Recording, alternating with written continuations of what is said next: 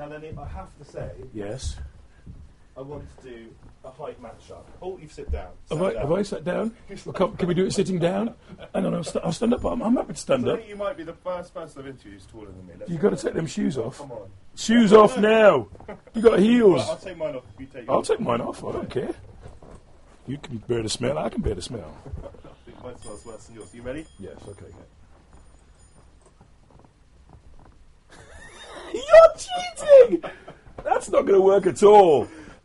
Lenny Henry, great to see you. My friend, good to see you too. Do you know what's about to happen to you? You're going to stick in a battery and I'm going to say 5, 4, 3. Let's do this. Okay, let's do it.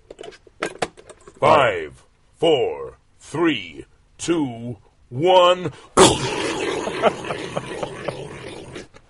Are you a sociable person, Lenny? I think I am very gregarious, like going out.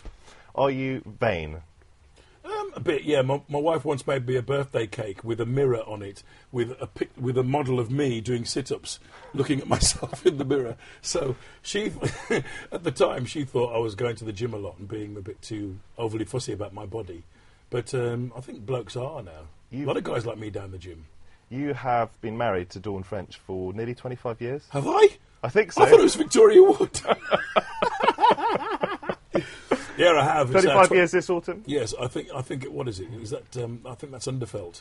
I think it's the Underfelt anniversary. So we're going to do a special thing. Have you got a big surprise planned? Yeah, I have. She doesn't. Actually, she doesn't mess with computers at all. So I'm going to say it might be on TV. We're going to Paris. What? It's on TV? No. Have you got any strange hobbies? I collect Marvel and DC comics and independent comics too. I like Brian Bendis, Neil Gaiman, Alan Moore, people like that. Who are your big comic heroes? By comic, I mean comedians. My big comedic heroes are people like... Well, main ones are Richard Pryor and Steve Martin, and then there's a subset of George Carlin, Robin Williams, Tommy Cooper, Eric Morecambe, people like that. I'm a great audience. If you were in a comedy club and you were sitting behind me, you'd want to tell me to shut up, because the very act of someone trying to make me laugh makes me laugh. I love a comedian who raises an eyebrow, has a bit of a twinkle or a smile playing around his lips. I just want to laugh. And so I'm the one there going, but everybody's really quiet in the club, you know. I laugh at every joke, no matter how good it is. I'm always there. I love comedy. Do you ever laugh at your own jokes?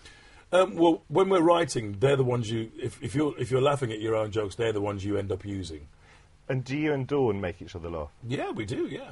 We have a set of jokes. I used to have an exercise bike, and I used to get on it, and I always used to say to her, I'm going down the shops, what do you want me to bring back?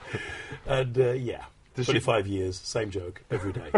Does she give you marks out of 10 for your gigs? No, she didn't. She used to come and give notes, and she was brilliant at it. And I was really grateful to her for giving me notes. But people used to think it was a Svengali thing and read into it something that was more sinister than it was. And actually, it was just a partner doing what a partner would do, you know. And I loved her input on everything that I did. But we don't do it so much anymore. What was it like making your way in Britain as a black comedian in the late 70s, early 80s? Lonely. I was on my own. It was just me. Actually, there was Charlie Williams, Joss White, Sammy Thomas. A bit later, there was Gary Wilmot. But really, there were no black comics or Asian comics in the business at all. So I was very lonely and plowed a lonely furrow. And sometimes it was dangerous. I remember going to do a gig once at a naval base in the south, and 6 guys on the front row were dressed in African... White guys were dressed in African grass skirts and marks on their faces and spears. And because I used to do a character called Josh Yarlock, Katanga, my friends, they thought that was an homage to that. And it just looked like a bunch of racist yobbos trying to freak me out. I had one guy come to see me in Dorking who said racist things to me on stage while I was doing my show. And he would say it loud enough so I could hear, but the audience couldn't hear. And it was very weird. So it's been a lonely thing sometimes. Do you regret having been part of the Black and White Minstrel Show? Yes. Why? Because I don't want to have any regrets in my life, and it slightly queers the pitch for me. You know, my mum co-signed the contract. I couldn't get out of it, and I did it for 6 years. Because it was racist?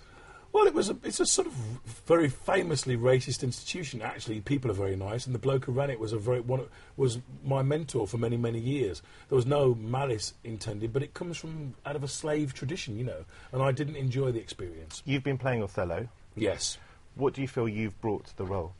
I think as Lenny Henry, when I walk on, people expect one thing and are slowly drawn into something completely different. They don't expect it to be what it is.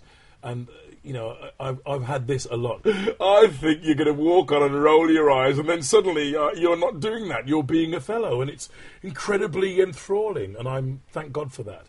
Barry Rutter is a brilliant director and would not have allowed me to fool around and crack gags during this. We've tried very hard to work very hard and make it a classical acting performance, and that's what it is. Have you always been a Shakespeare fan? No, I had a block about it at school because it was just not something that was really valued at my school. I'm probably speaking out of turn here, but we had Romeo and Juliet chucked at us, and we all had to read it, and it didn't sound right. Now is the winter of our discontent. Wrong play, but you get the idea. Now you're studying for an MA at the Open University? No, I've got a BA Honours in English Literature from the Open University, and I'm studying for an MA with Royal Holloway College in screenwriting for film and television. There you are, I made a mistake, but it's all over. It's all good. Yeah, baby. Hardly Parky, but hey! We almost got there without any mistakes. We almost made those pieces fit in 5 minutes, didn't we, girl? Thank you very, very much. Cheers.